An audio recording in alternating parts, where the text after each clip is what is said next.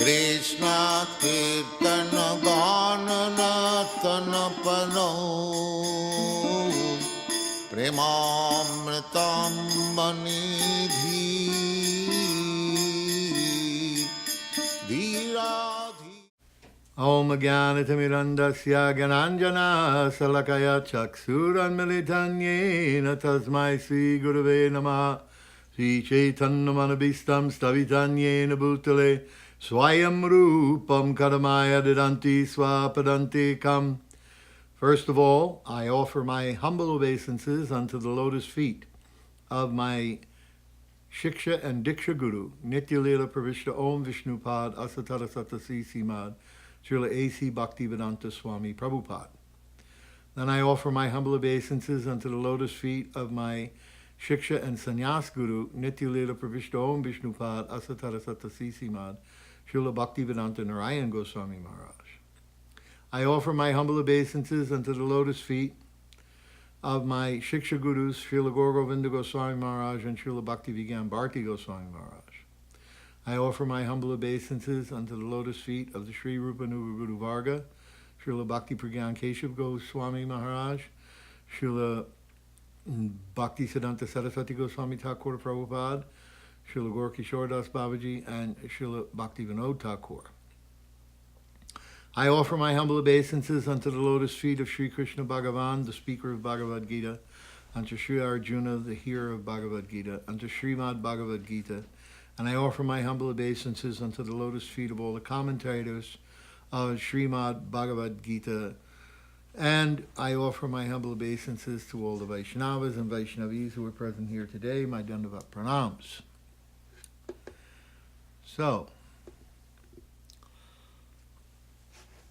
we are now finished with the 9th chapter of the first half of the middle 3 chapters concerning Bhakti Yoga has been completed. And the last question that was asked in the series of 16 questions identified by Srila Narayan Maharaj in verse 54 of the 2nd chapter of Gita in the purport is delineated here. Krishna has been answering them throughout the 8th chapter, the 9th chapter, and he will say a few more words in the 10th to finish explaining it. And then, after those 15 verses where he finishes explaining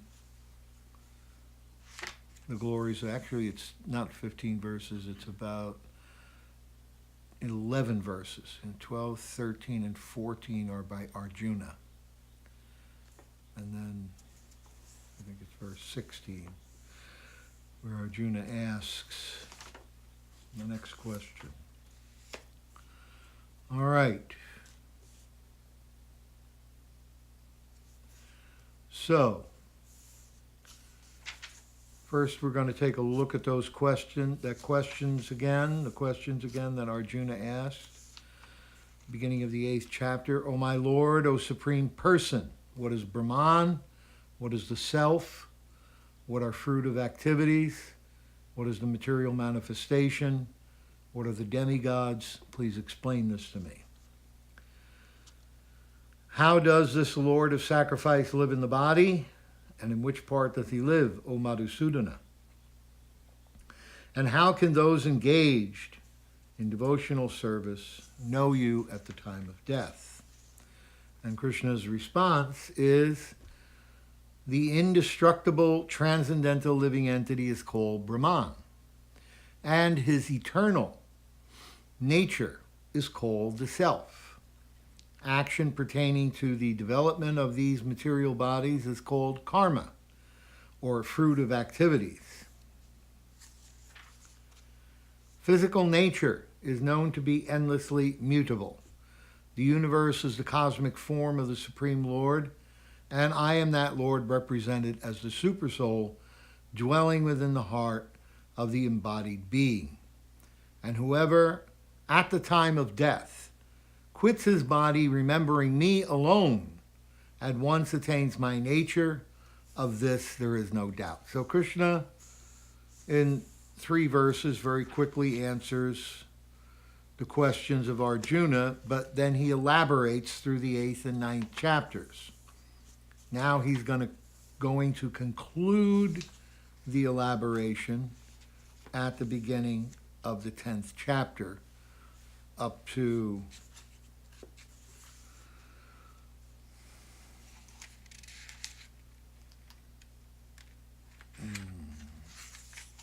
verse number, whoops, not too far, okay.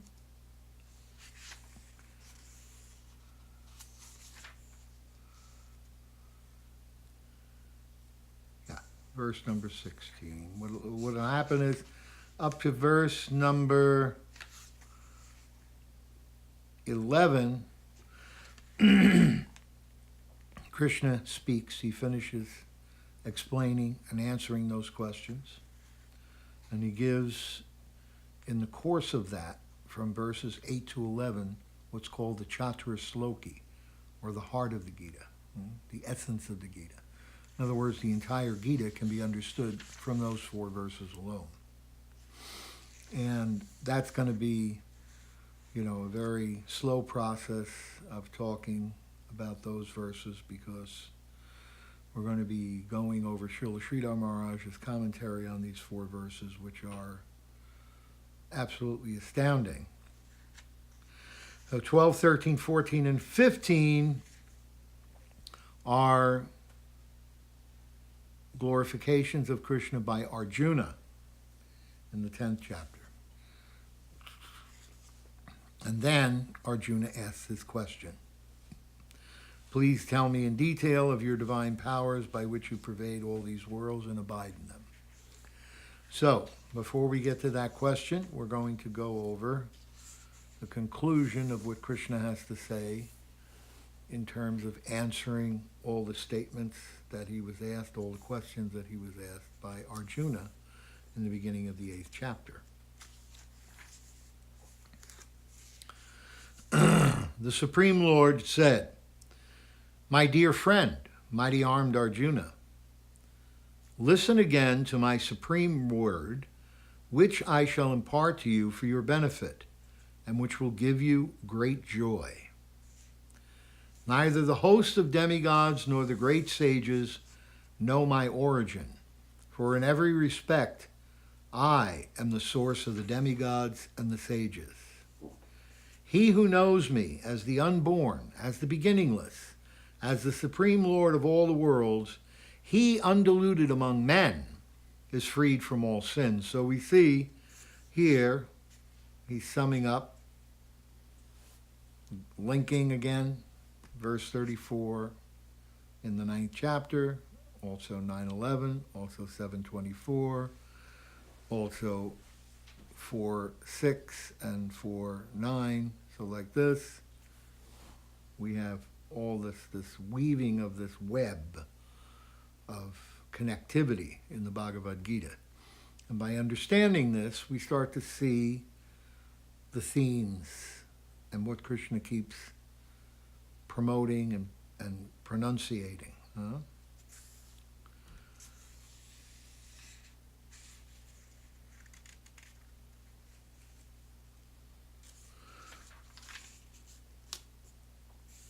Now,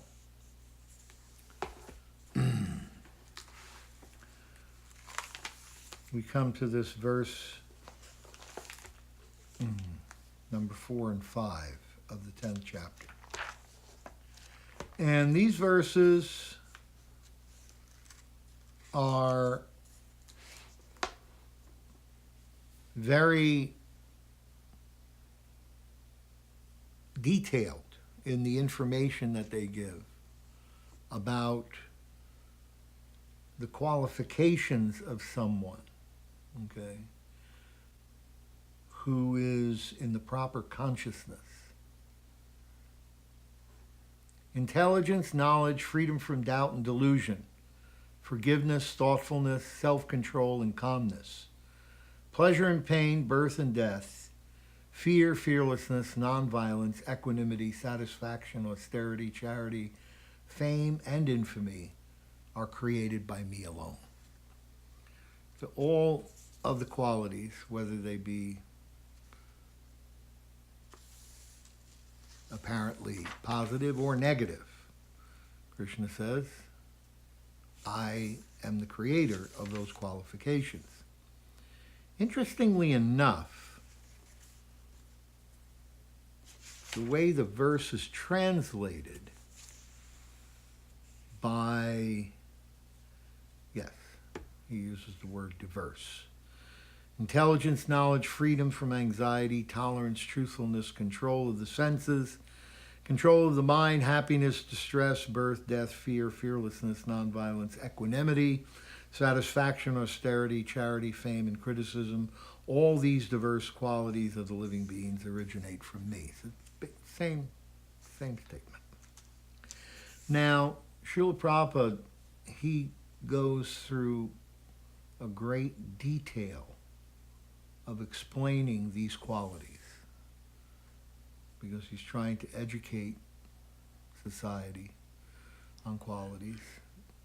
They don't go into as much, Vishwanath Chakravarti Thakur doesn't go into as much detail because these qualities are something which everybody is taught in Vedic culture.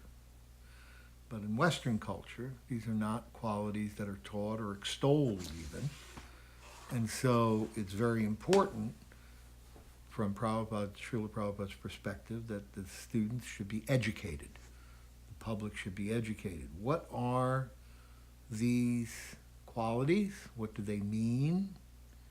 How can we develop those qualities that are good for us? So we're going to take a look quickly at Srila Vishwanath Chakravarti Thakur's commentary. And again, inner dialogue, Krishna is speaking from within his heart. Those with knowledge of Shastra are unable to comprehend my tattva on the strength of their own intelligence. Intelligence comes from me alone. This will be espoused in the 15th chapter of the Gita, verse number 7. And is produced from Sattvagun, which is within my Maya Shakti. It's interesting because it says in the Srimad Bhagavatam it's produced from Rajagun. Okay. All right. Another one of those infinitely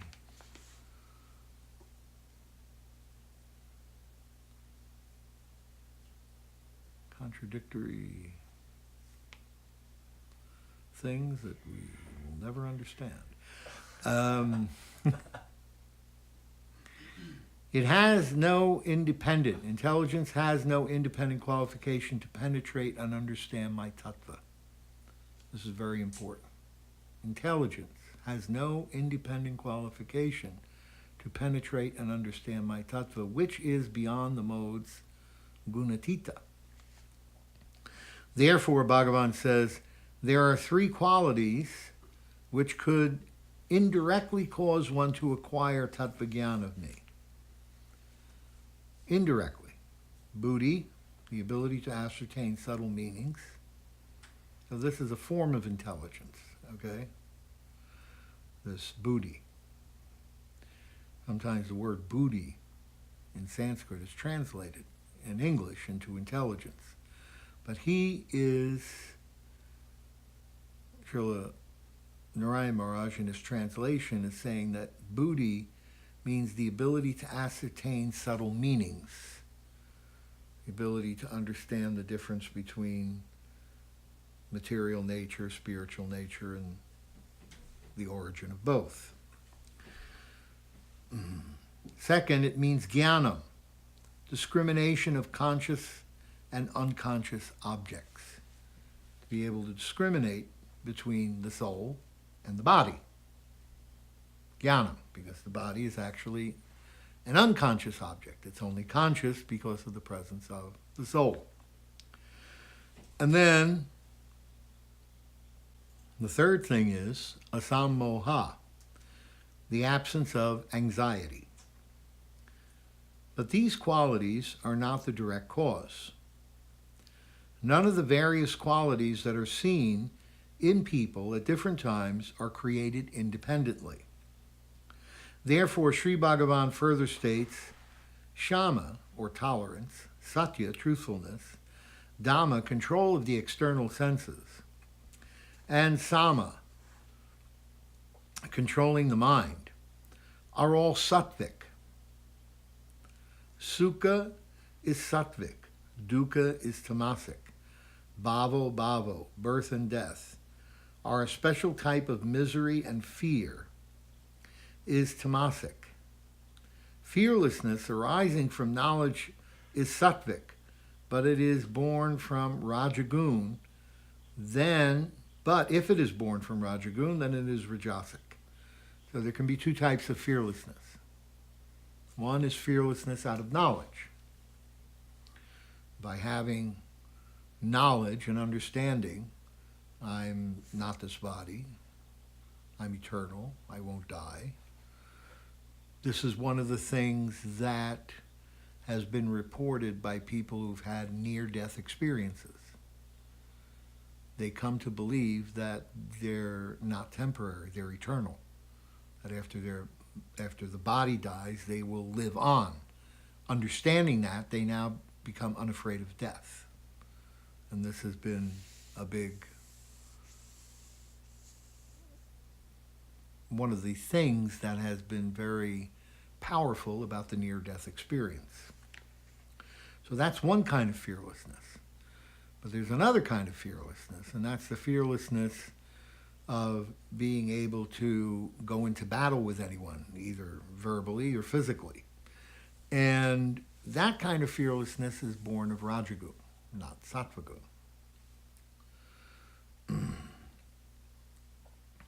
Fearlessness arising from knowledge is sattvic, but if it is born from Rajagun, then it is rajasic.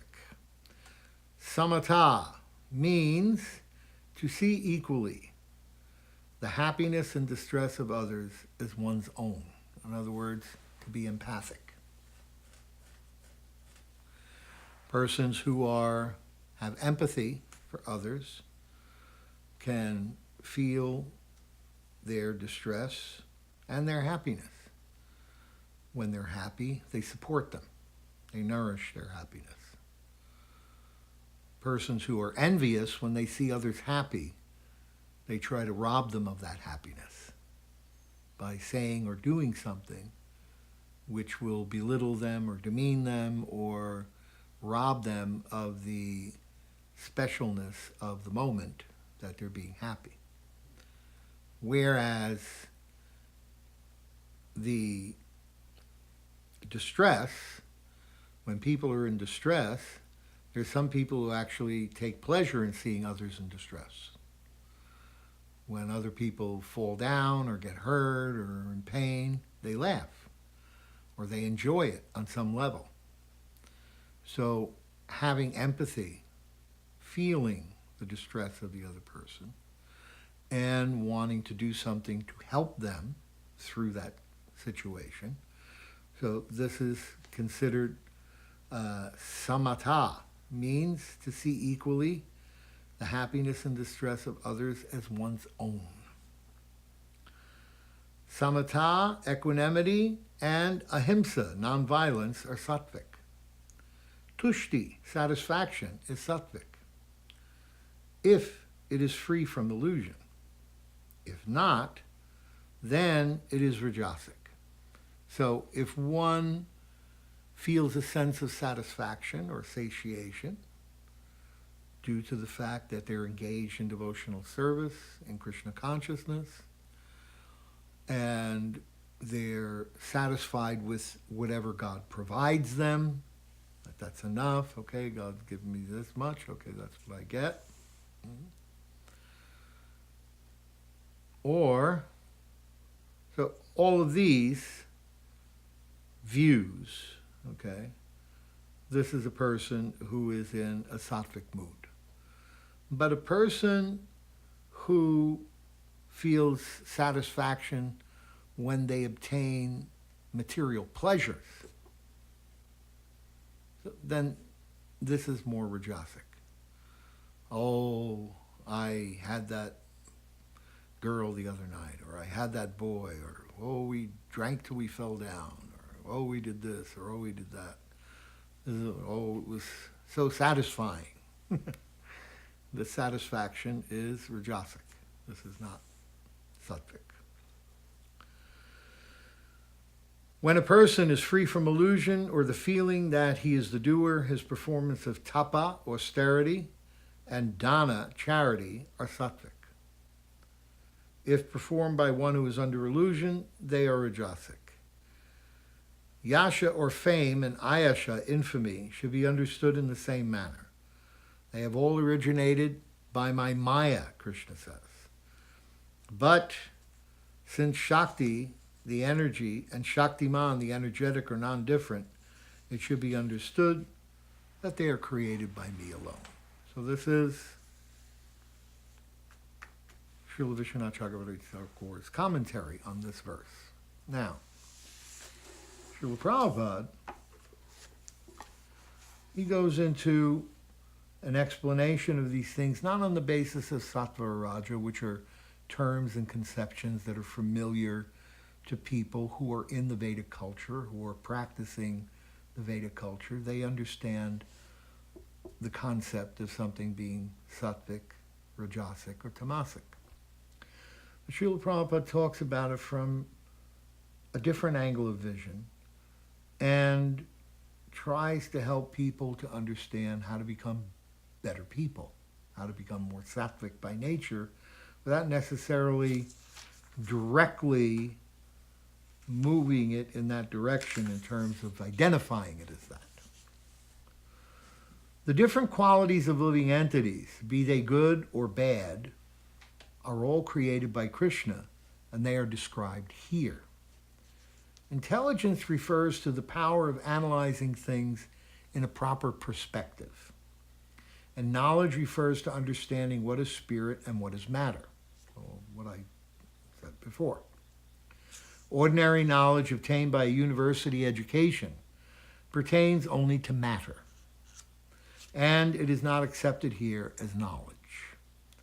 Knowledge means knowing the distinction between spirit and matter. In modern education, there is no knowledge about the spirit. They are simply taking care of the material elements and bodily needs. Therefore, academic knowledge is not complete. Asammoha, freedom from doubt and delusion, can be achieved when one is not hesitant and when he understands the transcendental philosophy. Slowly but surely he becomes free from bewilderment. Nothing should be accepted blindly. Everything should be accepted with care and with caution. Shama, forgiveness, should be practiced, and one should excuse the minor offenses of others. Satyam, truthfulness, means that facts should be presented as they are for the benefit of others.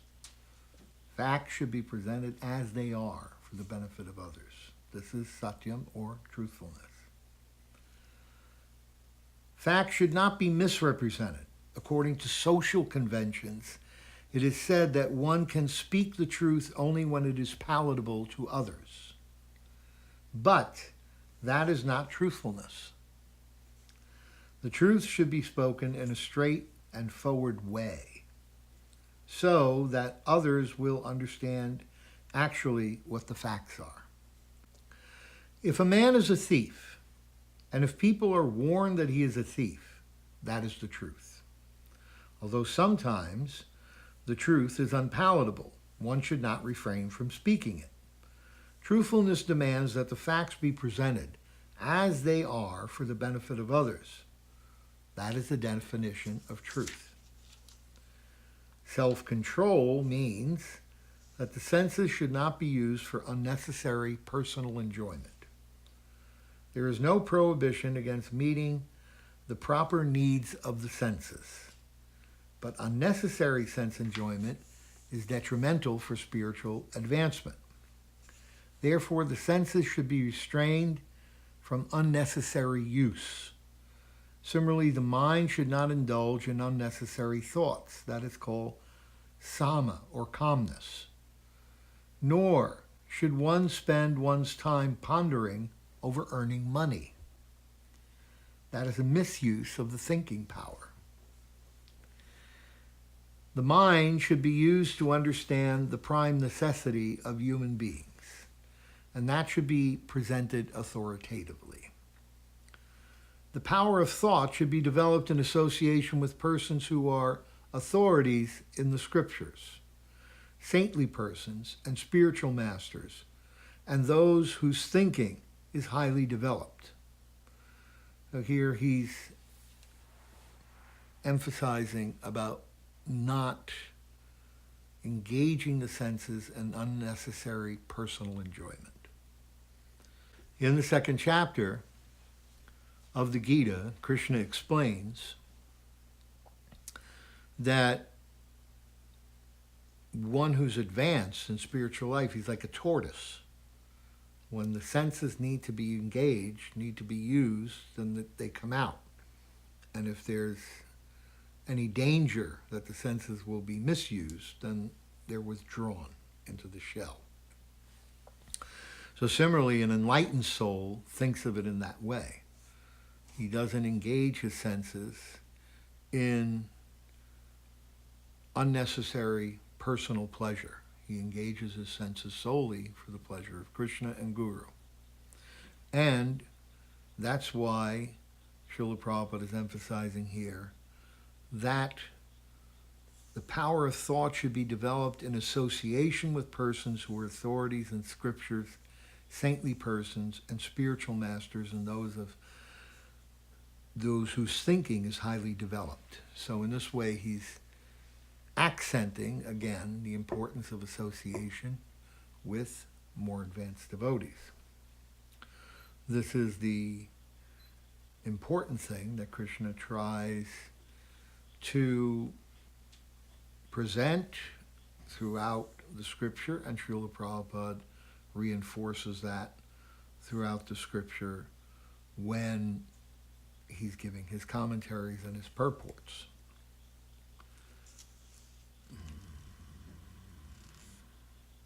Sukham, pleasure or happiness, should always be in that which is favorable for the cultivation of spiritual knowledge of Krishna consciousness. Happiness, or pleasure or happiness, should be developed in relationship to that which is favorable for the cultivation of Krishna consciousness. We should not do things that are unfavorable to our Krishna consciousness to give us happiness. And similarly, that which is painful or which causes distress is that which is unfavorable for the cultivation of Krishna consciousness. Anything favorable for the development of Krishna consciousness should be accepted, and anything unfavorable should be rejected. Bhava, birth, should be understood to refer to the body. As far as the soul is concerned, there is neither birth nor death. That we have discussed in the beginning of the Bhagavad Gita. Birth and death apply to one's embodiment in the material world. Fear is due to worrying about the future. A person in Krishna consciousness has no fear because by his activities he is sure to go back to the spiritual sky, back to home, back to Godhead.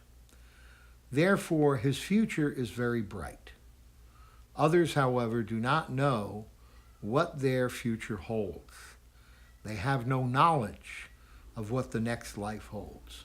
So they are, therefore, in constant anxiety. If we want to get free from anxiety, then the best course is to understand Krishna and be situated always in Krishna consciousness. In that way, we will be free from all fear.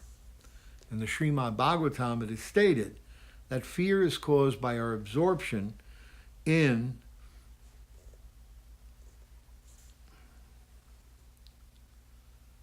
the illusory energy. Fear is caused by our absorption in the illusory energy. But those who are free from the illusory energy, those who are confident that they are not the material body, that they are spiritual parts of the Supreme Personality of Godhead, and are therefore engaged in the transcendental service of the Supreme Godhead, have nothing to fear. Their future is very bright. This fear is a condition of persons who are not in Krishna consciousness. Bhayam, fearlessness, is only possible for one who is Krishna conscious. Ahimsa, or nonviolence, means that one should not do anything which will put others into misery or confusion. We see how today it's become a fashion to perform activities that cause other misery and confusion. There's bullying at the schools, and there's all kinds of misbehaviors in the offices and other places, pulling pranks on people. This has become a very big activity, and they think that this will make them happy by giving distress to others and then laughing at their distress. If we want to get free from anxiety, then the best course is to understand Krishna consciousness. And that way we will be free from all fear. In Srimad Bhagavatam, it is stated that fear is caused by our absorption in illusory energy, but those who are free from the illusory energy, those who are confident that they are not the material body, that they are spiritual parts of the Supreme Personality of Godhead, and are therefore engaged in transcendental service of the Supreme Godhead, have nothing to fear. Their future is very bright. This fear is a condition of persons who are not Krishna consciousness. Bhayam, or fearlessness, is only possible for one who is Krishna conscious. Now, ahimsa, nonviolence, means that one should not do anything to put others into misery or confusion. Material activities are promised by so many politicians, sociologists, philanthropists, etc., do not produce very good results because the politicians and philanthropists have no transcendental vision. They do not know what is actually beneficial for human society. Ahimsa means that people should be trained in such a way that the full utilization of the human body can be achieved.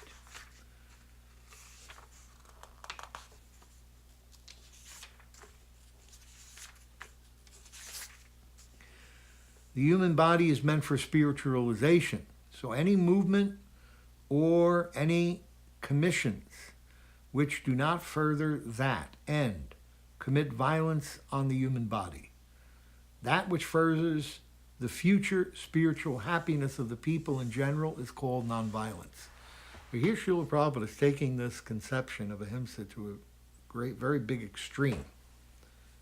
He's saying that if we're not giving people about knowledge, we're not giving people knowledge about their spiritual nature, about the nature of God and the relationship that we have as spiritual individuals with God, the Supreme Person.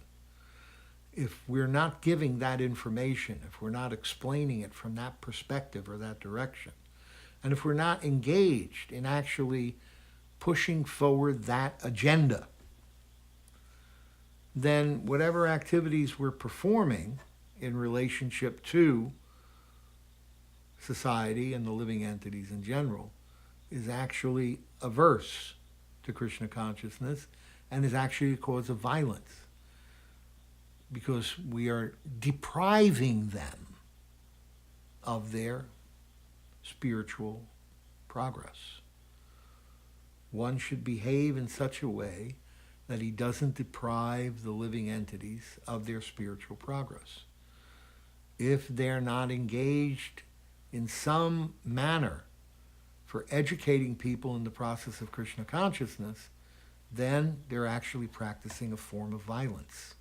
Real ahimsa means to promote, educate the process of Krishna consciousness to the general public so that they can make advancement, either by Harinam Sankirtan, which is one of the best ways of doing it because of the Yuga Dharma, or by writing books, giving lectures, teaching at the schools, distributing prasadam.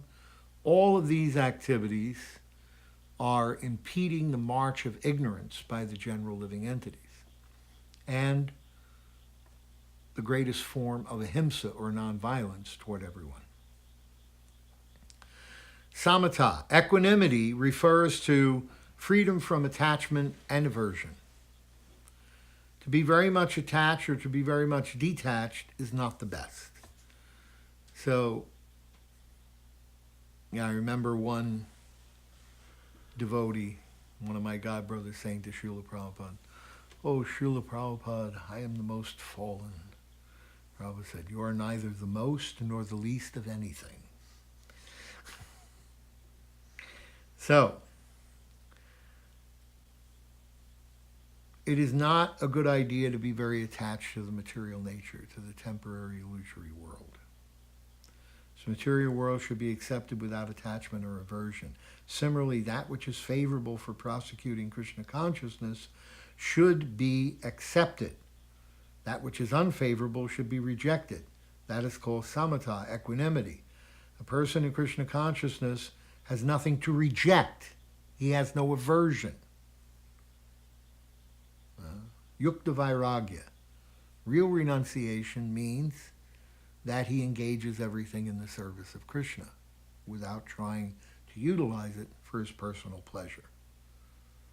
A person in Krishna consciousness has nothing to reject and nothing to accept unless it is useful in the prosecution of Krishna consciousness. Srila Prabhupada used to make a statement. There was one, and back in the 60s, there was all these different yogis and swamis, and there was one yogi, one swami, and he used to say, "Oh, if someone comes to give me money, then my hand curls up. I don't take any money." So he was, showing his aversion to material life. That was his idea. Srila Prabhupada is saying, it's not the best to be either too attached or to be too averse to anything. So he would say, if someone offers me money, I take it with my right hand and put out my left hand for more that I can use and engage in Krishna's service. Because he's using it properly, there's no aversion. Yukta vairagya. I'll take everything that you can give me that I can use in Krishna's service, I'll take it. There's no aversion to taking things and having things as long as they're utilized properly. That was his point, always. Tushti, satisfaction, means that one should not be eager to gather more and more material goods by unnecessary activity. One should be satisfied with whatever is obtained by the grace of the Supreme Lord, and that is called satisfaction. So one should always be happy with whatever one gets. I had a godbrother, he always used to say, if one of my godbrothers gets a lot of money or a lot of success or a lot of prosperity, I know it's just the mercy of Krishna and his karma. I never grudge anybody for their karma or envy anyone for their karma or their ability to get money or get prosperity. Whatever they get, it's by Krishna's mercy. So that's what Prabhupada is saying here. That one should be satisfied with whatever is obtained by the grace of the Supreme Lord, and that is called satisfaction, whatever Krishna gives you. One should not be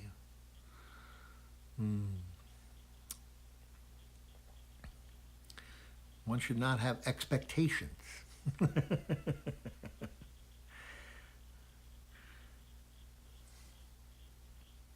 If we examine when we get irritable or angry, we'll see it's because we've already developed in our mind an expectation of how the activity is supposed to turn out. That I'm going now to do this and it should be done already. The person will have accomplished what they were supposed to accomplish, or they will have fixed the thing that they were supposed to fix, or do what they were supposed to do, whatever it may be. And so you go into the exchange with that person with expectations. And then as soon as the expectation is not met, then, oh, why is this?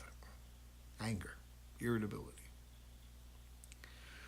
So one shouldn't have expectations, nor should one lament about the mistakes that happened in the past. Oh, in the past, when I did this, then it turned out wrong. It turned out bad. It turned out difficult.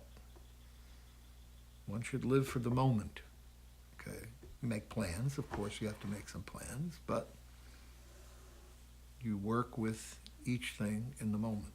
Okay, in this moment, I will do this. Be present.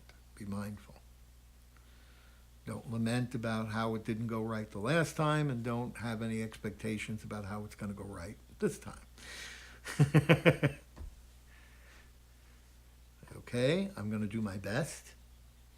I'm going to engage myself in Krishna's service.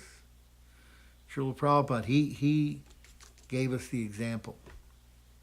He had cooked a meal one time, and all devotees were eating. Oh, Prabhupada, it's so good, it's so good. The prasadam is so good. You're such a good cook. Prabhupada said, if the prasadam is good, thank Krishna. And if there's something wrong, please excuse me. So this is the mentality. This is tushti. Tapasya means austerity or penance. There are many rules and definitions in the Vedas which apply here, like rising early in the morning, taking bath. Sometimes it is very troublesome to rise early in the morning, but whatever voluntary trouble one may suffer in this way is called penance.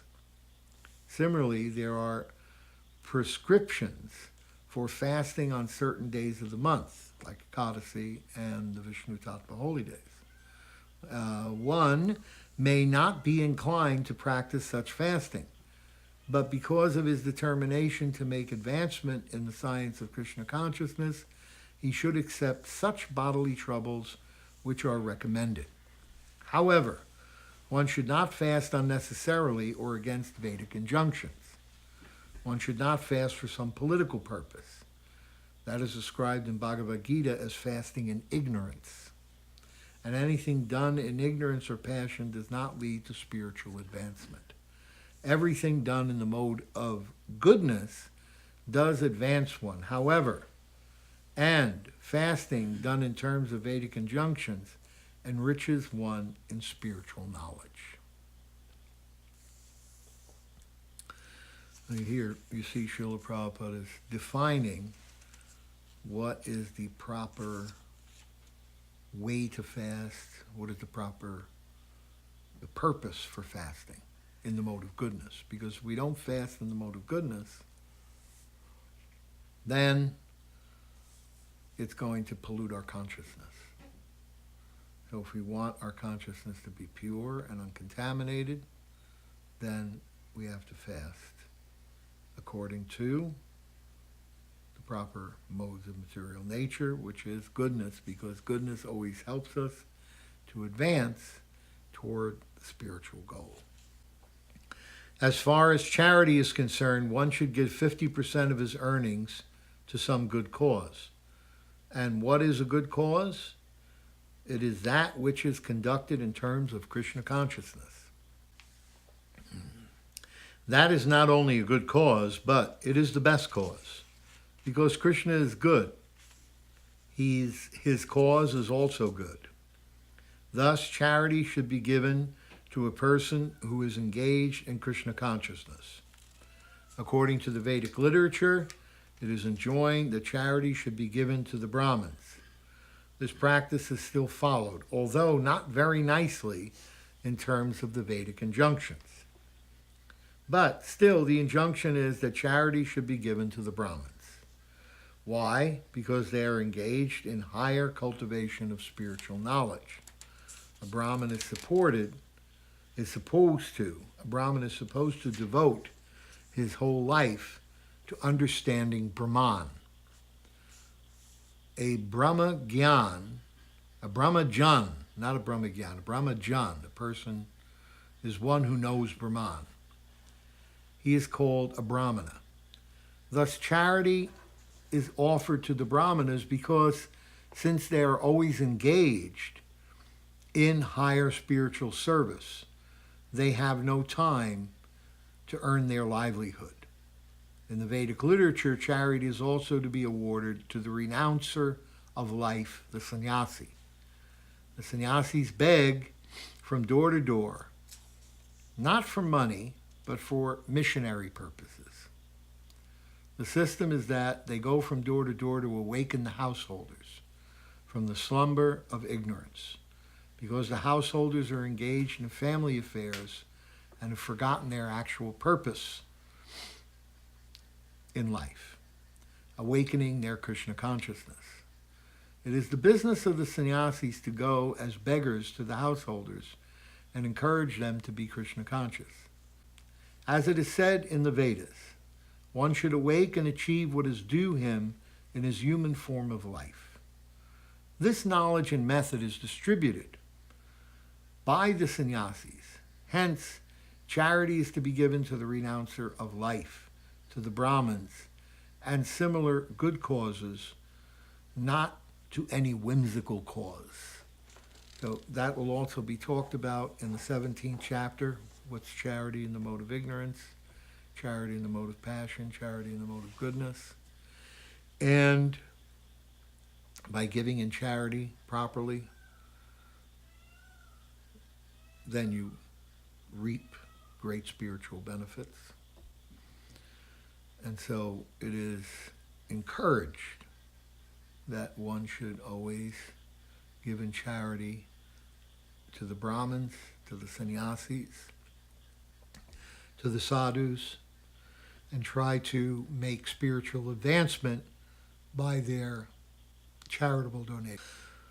There are many whimsical causes that people give in charity to different causes that are not useful. One should give in charity to an appropriate cause. And here Prabhupada defines that as those persons who are practicing spiritual life and development of spiritual knowledge, the Brahmins and the sannyasis, and who distribute that knowledge. Yasha, or fame, should be according to Lord Chaitanya, who said that a man is famous when he is known as a great devotee. That is real fame. If one has become a great man in Krishna consciousness, and it is known, then he is truly famous. One who does not have much fame is one who does not have such fame, I mean fame as a devotee of Krishna, is then infamous. All these qualities are manifest throughout the universe and human society, and in the society of the demigods. There are many forms of humanity on other planets, and these qualities are there. Krishna, now, for one who wants to advance in Krishna consciousness, Krishna creates all these qualities, but the person develops them himself from within. For one who wants to advance in Krishna consciousness, Krishna creates all these qualities, but the person develops them himself from within. Yeyatamam prapadyante tam stataiva. As you surrender unto me, I reward you accordingly. If you are giving up your anger, if you are giving up your desire to enjoy sense pleasure, if you're giving up these different things with a view to pleasing Krishna, then what will happen is you will gradually become more and more developed in your Krishna consciousness by giving up your mundane material attachments and mundane material qualities. Now, for one who wants to advance in Krishna consciousness, Krishna creates the qualities. Which qualities? These qualities which he has just delineated. And although Krishna is creating them, you develop them from within by yourself in terms of how you surrender to Krishna, and then he awards them to you. One who engages in the devotional service of the Supreme Lord develops all the good qualities as arranged by the Supreme Lord. Of whatever we find, good or bad, the origin is Krishna. Nothing can manifest in this material world which is not in Krishna. That is knowledge. Although we know that things are differently situated, we should realize that everything flows from Krishna. So, very important purport Srila Prabhupada is talking about here, explaining.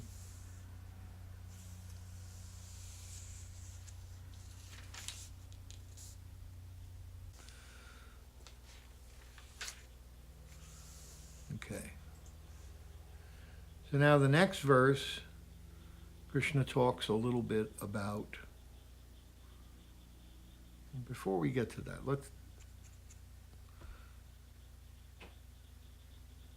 go over that point again where Srila Prabhupada is saying that Krishna is the origin of the qualities, because that's how this verse is being spoken by Krishna.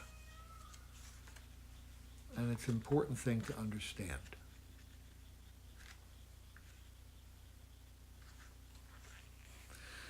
Krishna is saying in this verse, intelligence, knowledge, freedom from doubt, delusion, forgiveness, truth, self-control, and calmness, pleasure and pain, birth, death, fear, fearlessness, non-violence, equanimity, satisfaction, austerity, charity, and fame and infamy are created by me alone. Krishna is saying that he's the creator of these qualities, good and bad, the source of them. How we engage in the practice of Krishna consciousness and surrender our false egotistical conception of life, which is associated with this physical body and the subtle material mind. How we give that up and surrender it into Krishna's service. This is how we get blessings from Krishna, so that those qualities which he created will manifest also in ourselves. This is the conception that we have to have. That verse is there in that song about the Guru. Guru Kripa Bindu Diya.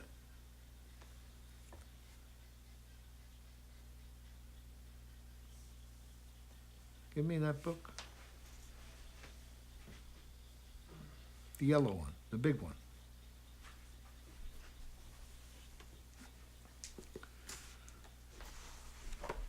Because this really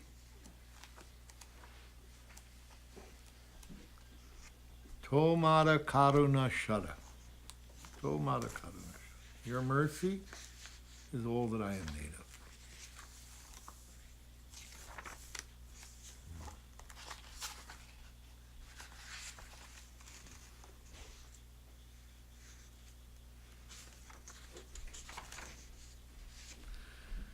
Yogyatya vichare Kichu nahi pai. Tomada karuna shada. If I examine myself, I have no good qualities. Your mercy is the essence of my existence. It is all that I am made of. So this is how we obtain good qualities, by associating with the sadhu. And by associating with the pure devotee of Krishna, then the good qualities in that pure devotee come to him. This is what Srila Bhaktivinoda Thakur talks about in the article, Pravishta Parivrajana. In that article, he explains that you can't remove pratishta from your heart by any other process. You can't remove it by studying books. You can't remove it by discussing the books with others, or by hearing from people who have not attained prema, or by performing any yoga exercises. You can only obtain it one way, and that way is to associate with a Shuddha Vaishnava, a Vishuddha Vaishnava.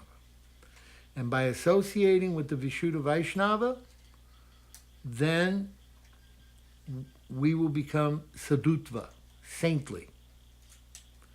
And then when the Vaishnava sees that we have surrendered sufficiently and we have become purified of our desire to maintain a false egotistical conception for material pleasure, then he will send a ray of prema from his heart, as Srila Bhaktivinoda Thakur describes, which will displace the pratishta and enlighten the devotee in transcendental consciousness. So, the qualities that we're looking for come by the association of those who have the qualities. Everything comes by association. You associate with people who are drunkards, then you'll become a drunkard. You associate with people who are saintly, then you'll become saintly. That's the whole principle behind the concept of NA or AA, Alcoholics Anonymous, Narcotics Anonymous, that all the people are together associating with each other and helping each other to become free from the addiction to drugs and alcohol. But a higher principle is that you associate with someone who has no addiction, who's in a perfect spiritual consciousness, and that person can remove everything and help one to make the ultimate advancement in spiritual life. So these qualities come by the mercy of the sadhu. They're created by Krishna, they are present in the sadhu, and the sadhu bestows them upon you when he sees that you have developed sufficient spiritual surrender, humility, sufficient goptrittavarnam, where you are engaged in serving the lotus feet with great humility and love. So, that is the discussion about the verse on the qualities. Now, the next two verses, Krishna is going to talk about his glories, the 7 great sages, and before them the 4 other great sages, and the Manus, progenitors of mankind, are born out of my mind, and all creatures in these planets descend from them.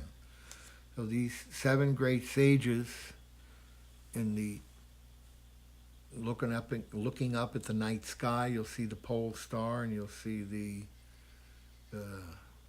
major. What is it called? Ursa Major. Huh? Ursa Major. Ursa Major. Yeah, Ursa Major. I was thinking Ursula. Ursa. Ursa Major. Yes. So you look up in the night sky, and you'll see the pole star, and you'll see Ursa Major, where the 7 stars are there. And this is the 7 planets of the Saptarishi, which is Vashishta and Vishwamrita and Gautam and Bharadraj and Atri and Brigu and one other, Jamadagni. So this is the 7 sages. These are the Saptarishi, the 7 sages on the 7 planets. And each of them has a different service they perform. And so the 7 great sages, and before the 7 great sages were the 4 great sages, that's the Sanat Kumar, Sanatan Kumar, these 4 Kumaras, Shronaka, Sanaka, Sanat, Sanatan. These are the 4 Kumaras, those 4 great sages, and the Manus. The Manus are the progenitors of mankind, are born out of my mind, Krishna says. And all creatures in these planets descend from them. He who knows in truth this glory and power of mine engages in unalloyed devotional service. Of this there is no doubt. Etam vibhutim yogam cha mamayo vetitatvata savikalpena yogena yujayate natra samshaya.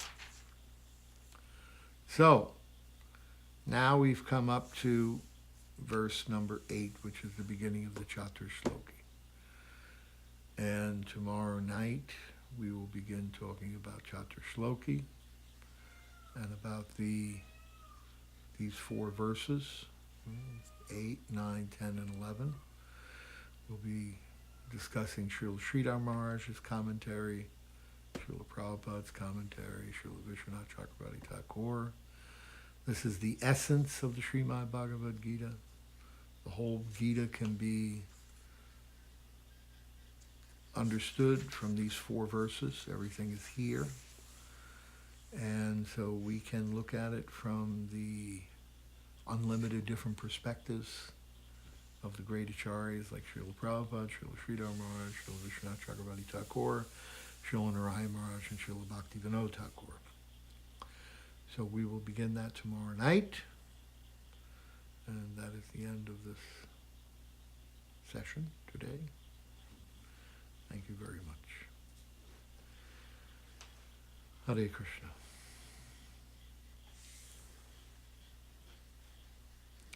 Hare Krishna, Hare Krishna, Krishna Krishna, Hare Hare, Hare Rama, Hare Rama, Rama Rama, Hare Hare, Hare Krishna, Krishna, Krishna Krishna, Hare Hare, Hare Rama.